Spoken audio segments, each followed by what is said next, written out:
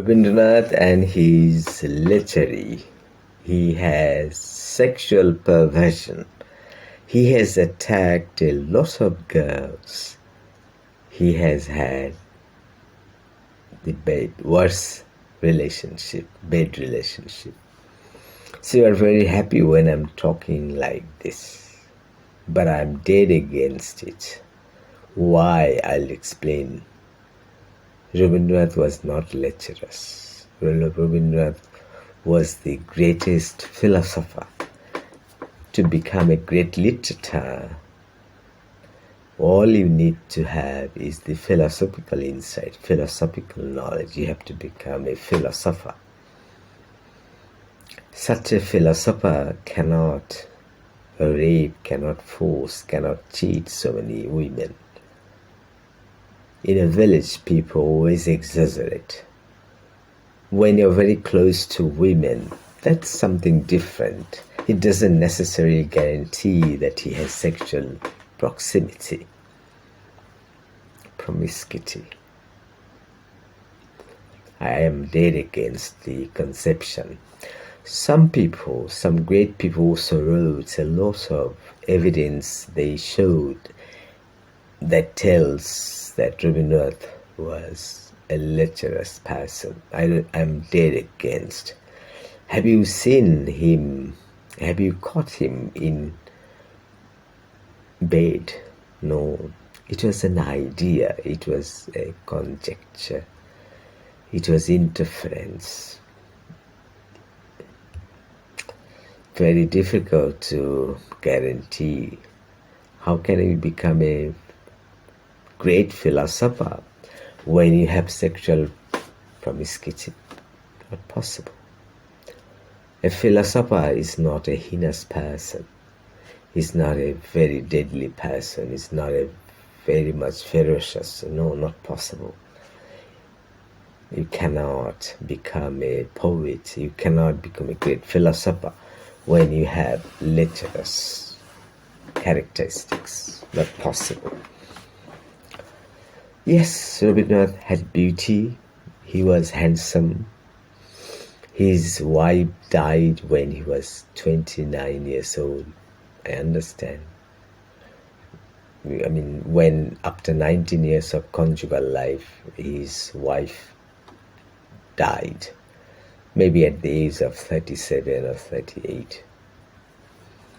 The rest of his life, he lived for 80 years, 40 years, 42 years. He had been widower. He must have been a propensity to have his sexual desires fulfilled. I agree with it. But it doesn't necessarily mean that he had it. Can he have sexual relationship promiscuity with so many women when he was a philosopher? Can he attack? Not possible. I don't think so. How can you understand when you haven't caught him in his bed?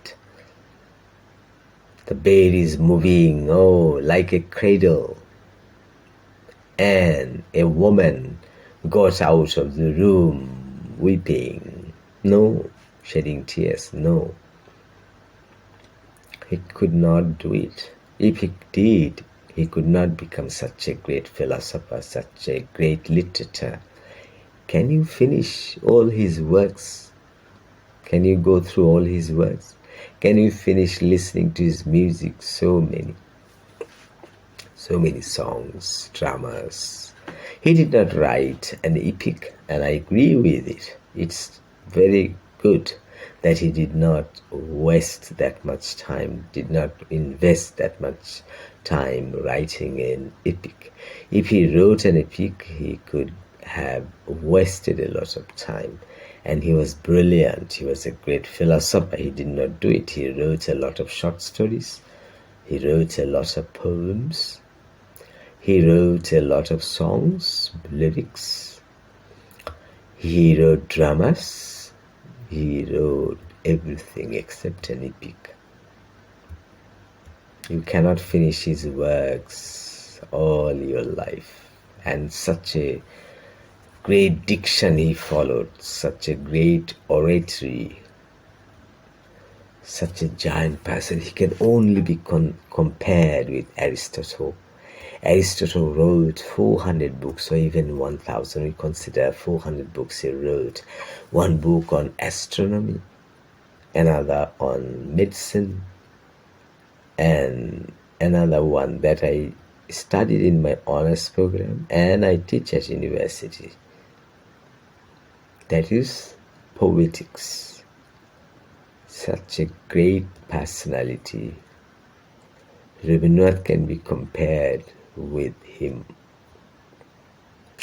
Eunuch, when you are castrated, someone is castrated, he is an eunuch.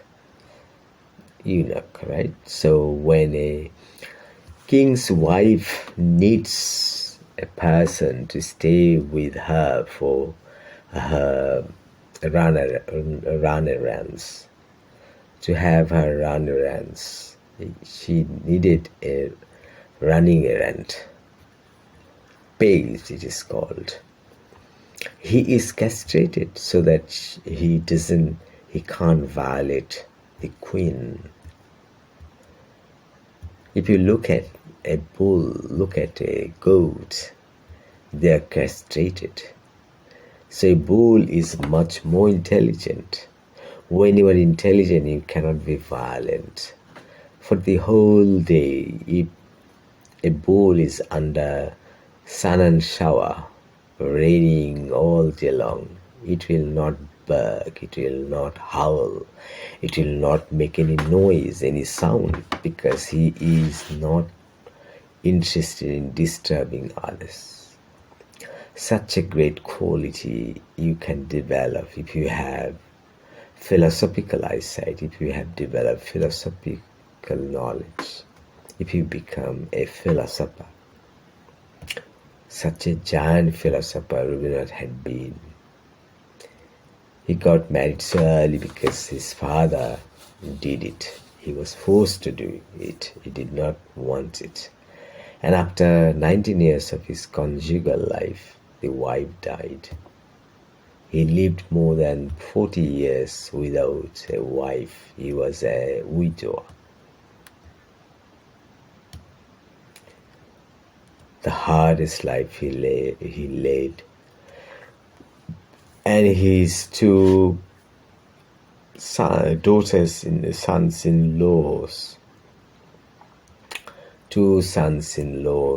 they were so bad. They disturbed Rabindranath a lot. His son-in-law put his legs on the table and smoked. Such a horrible life Rabindranath had. You think he was a mena, he was very rich, he lived for 80 years, he was handsome, as he was a great literator, a lot of people were fan of him, true. But he led a very difficult life. Ishwar Chandra Vidyasagar, his wife opened the window and saw in the sky a beautiful moon. The beautiful moon was spreading its ray of beauty, light.